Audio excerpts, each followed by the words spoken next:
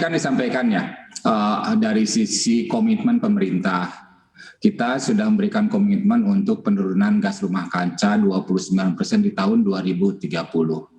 Pemerintah juga sudah berkomitmen menetapkan target untuk 23% di 2025.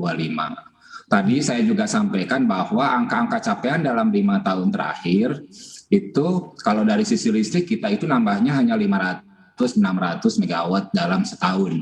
Nah kita harus melakukan melipatkan ya 2, 3 atau 4 kali lipat dari sisi implementasi ini setiap tahunnya.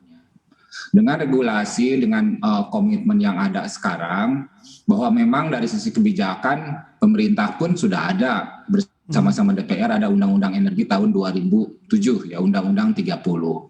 Ada peraturan pemerintah tahun nomor 70 tahun 2014. Di situ pun sudah disampaikan secara target kebijakan-kebijakan apa yang akan dicapai. Tapi kan secara realitas kita capaiannya itu seperti itu. 600 megawatt setiap tahun dan kita harus melakukan percepatan ini. Nah, kalau tidak didorong dari sisi regulasi yang lebih kuat, saya menilainya bahwa mungkin saja kita itu capaiannya akan seperti itu juga gitu. Jadi ini merupakan suatu harapan bahwa nanti kalau undang-undang ini terbit, disepakati, setelah tentunya disusun secara komprehensif bersama-sama, nah ini bisa mendorong realisasi dari percepatan EBT tersebut ya. Baik. Selain kita memandang RUU yang nanti diharapkan bisa di UU EBT ini sebagai kendaraan utama, sambil kita tunggu nanti sah menjadi UU EBT, secara legal dan juga payung hukum kita punya amunisi di mana sih Pak sebagai basic legal bahwa EBT ini juga bisa dilaksanakan sekarang juga, perjalanannya sudah dimulai, sambil kita tunggu nanti kita punya UU EBT yang sah. Tadi saya sampaikan, kita sudah punya Undang-Undang Panas Bumi, kita sudah ada juga Undang-Undang Ketenaga Nukliran. Secara umum kita punya juga Undang-Undang Energi. Kemudian juga kita mempunyai juga Undang-Undang Ketenagalistrikan, Undang-Undang Mineral dan Batu Bara, serta Undang-Undang Minyak dan Gas Bumi.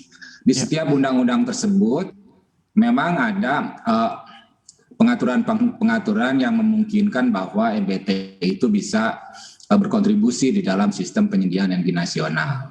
Saya melihat bahwa Undang-Undang Energi memang dulu diposisikannya itu sebagai undang-undang payung.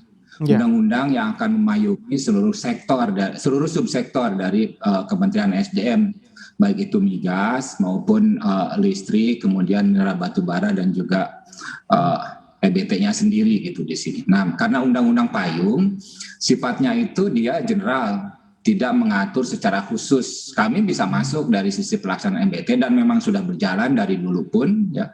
Sekarang misalkan kan kapasitas terpasang kita untuk EBT ini kalau dari sisi listrik kita sudah 10 gigawatt. Dari sisi misalkan penyediaan bahan bakar nabati kita sudah 12 juta KL, ini lebih dari cukup untuk pemanfaatan B30. Dari sebetulnya pelaksanaannya juga berjalan ya. Cuma yang sekarang menjadi isu strategis secara bersama-sama secara nasional adalah bagaimana kita mempercepatnya. Bagaimana kita memastikan bahwa 23% di 2025 yang tinggal 5 tahun ya. Dan saya melihat kalau kita start dari sekarang secara cepat, insya Allah ini masih bisa dikendalikan untuk pencapaiannya, disupport dari dua sisi ya, dari sisi pemanfaatan biofuel dan dari sisi pemanfaatan sebagai tenaga listrik ya. Jadi saya kira-kira seperti itu. Jadi EBT-nya sendiri dari awal saya masuk ke SDM ya sudah berjalan. Yang sekarang adalah bagaimana kita melakukan upaya bersama untuk percepatannya. Baik. Install aplikasi kami CNBC Indonesia di Google Play Store dan App Store untuk mengikuti perkembangan terkini berita bisnis dan ekonomi.